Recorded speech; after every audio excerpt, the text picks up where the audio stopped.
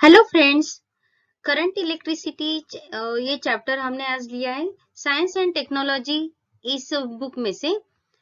आज हम बहुत ही इंपॉर्टेंट एंड बेसिक आर्टिकल्स देखने वाले हैं। पहला है फ्री इलेक्ट्रॉन, दूसरा आर्टिकल है how current flows through a wire, third है what is electric current and next है व्हाट इज एम्पियर। फ्रेंड्स, ये चारों आर्टिकल्स बहुत ही इंपॉर्टेंट है।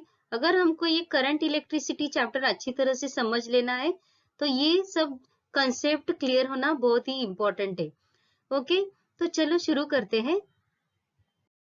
पहला क्वेश्चन है व्हाट इज फ्री इलेक्ट्रॉन। तो इसके लिए पहले हम ये पिक्चर देखो। इसमें सब मेटल्स है। For example aluminium, cast iron, copper, steel, ऐसे मेटल्स है। So this metals are used for conduction. Means जो भी हम सर्किट वगैरह सर्किट है उसमें ज्यादा करके मेटल्स यूज करते हैं। और इसके पीछे एक बहुत ही एक रीजन है, वो है फ्री इलेक्ट्रॉन्स। मींस मेटल में या कंडक्टर्स में जो एटम्स रहते हैं वो एटम्स में फ्री इलेक्ट्रॉन्स रहते हैं। नाउ फ्री इलेक्ट्रॉन मींस ये देखो, so this diagram is for atomic structure. Inside the atom there is a nucleus, and out of this nucleus there are electrons, and all these electrons are tightly bound to the nucleus, but there are some outermost shell electrons which are not tightly bounded, means they are weakly bounded. समझ में आए सब लोगों को? फिर से एक बार देखो। मेटल में जो एटम्स रहते हैं वो एटम्स के अंदर न्यूक्लियस रहता है, और out of this nucleus there are electrons which are moving, and all these electrons are also bounded with this atom, but some electrons are weakly bounded. कुछ electrons ऐसे रहते हैं वो free रहते हैं या weakly bounded रहते हैं, और ये जो weakly bounded electrons रहते हैं वो free रहते हैं। तो देखो हम ये point note कर लेते हैं। Every atom of metallic conductor has one or more outermost electron which are weakly bound to the nucleus. These electrons are called free electron. Okay, यहाँ पे weakly bound, ये दो words बहुत important है। Second point है इसका, the free electrons in the conductors are the carriers of negative charge. ये जो free electron है उस पे negative charge रहता है, and these electrons carries this negative charge. Free electrons in the conductors are the carriers of negative charge. Next point है, these electrons can easily move from one part of conductor to the other part of conductor. ये जो electrons रहते हैं वो easily move हो सकते हैं conductor में, means they moves from one part of conductor to the other part of conductor. Next point है, negative charge of electron also get transferred as a result of motion. तो ये point में भी, second point में भी हमने देखा है इलेक्ट्रॉन के साथ कौन सा चार्ज रहता है, निगेटिव चार्ज रहता है, and this negative charge also transferred with this electrons. Okay, तो इस तरह से ये फ्री इलेक्ट्रॉन का आंसर है। मीन सपोज ऐसा अगर क्वेश्चन रहेगा what is free electron, then you can write this answer. So ये इंपॉर्टेंट वर्ड्स ध्यान में रखो। Weakly bounded electrons, they are with the negative charge, they can easily move, and they are of they are carrying negative charge. Okay, next question देखते हैं। Next question है how current flows through a circuit. तो ये जो diagram है ये मैंने आपके बुक में से कॉपी किया है। यहाँ पे एक्चुअली दो डायग्राम है, A diagram and B diagram. Now observe this diagram. आप ये डायग्राम अच्छी तरह से देखो। ये जो ए डायग्राम है इसमें जो सर्कुलर जो है वो है इलेक्ट्रॉन्स, यहाँ पे लिखा भी है इलेक्ट्रॉन्स, और ये मेटल वायर है। एक्चुअली ये जो रेक्टेंगल दिखाया है वो है मेटल वायर का एक छोटा piece, and here inside this metal wire electrons are moving, and how these are moving, they are moving randomly. ये सब कैसे मूव हो रहे हैं, कैसे भी randomly मूव हो रहे हैं। तो सेकंड डायग्राम देखो, the difference between this two diagrams देखो। पहला है इसमें रैंडम मूवमेंट है, एंड सेकंड डायग्राम में electrons are moving in a particular direction. मतलब यहाँ पे इलेक्ट्रिक सेल कनेक्ट किया है, यहाँ पे इलेक्ट्रिक सेल कनेक्ट किया है, फर्स्ट में इलेक्ट्रिक सेल नहीं था। So as electric cell is connected therefore they start to move in a particular direction. तो चलो लिख लेते हैं और फिर से एक बार समझ लेते हैं। तो फर्स्ट पॉइंट है, if conducting wire is not connected to a cell, its free electrons moves randomly in all direction in the space between atoms। अगर इलेक्ट्रिक सेल को कंडक्टिंग वायर नहीं कनेक्ट किया तो कैसे फ्री इलेक्ट्रॉन्स रैंडमली मूव होते रहते हैं। Second point है, if when we connect the ends of the wire to the two terminals of the cell, electric force acts on the electron।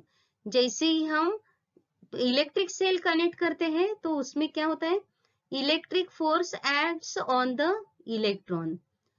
Next point है, being negatively charge they start moving from the negative to the positive terminal of the cell. ये negatively charge रहते हैं और कैसा electrons का flow कैसा रहता है, negative to the positive terminal of the cell.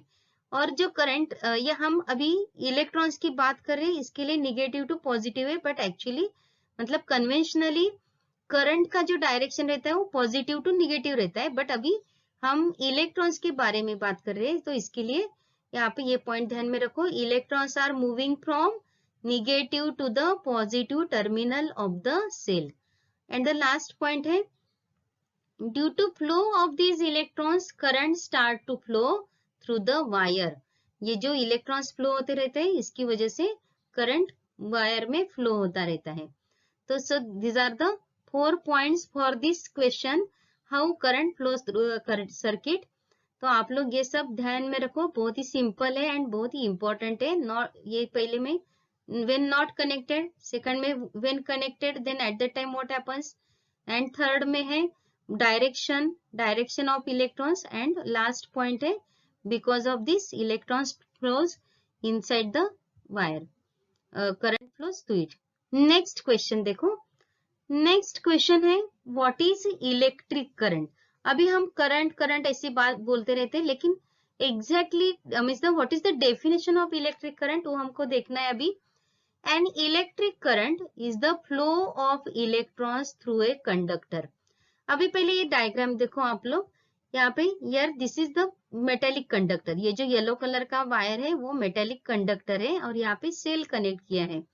So here inside that wire there are electrons, वो वायर के अंदर क्या है, फ्री इलेक्ट्रॉन है। और ये जब हम इलेक्ट्रिक सेल कनेक्ट करते हैं तो इलेक्ट्रॉन्स का मूवमेंट होता रहता है एंड करंट फ्लोज होता रहता है। So here an electric current is the flow of electrons through a conductor। electric current क्या रहता है, it is nothing but flow of electrons through a conductor। and current का अगर हमको डेफिनेशन लिखना है तो देखो, करंट I इज इक्वल, पहले ये फॉर्मूला देखो, current I is equal to Q upon time, ये इसका फॉर्मूला है। एंड अगर आप लोग ये फॉर्मूला ध्यान में रखेंगे और उसके बाद भी आप लोग इजीली ये डेफिनेशन लिख सकते हैं। तो current I is defined as the charge passing through a conductor in unit time। तो I current is equal to what, Q upon time।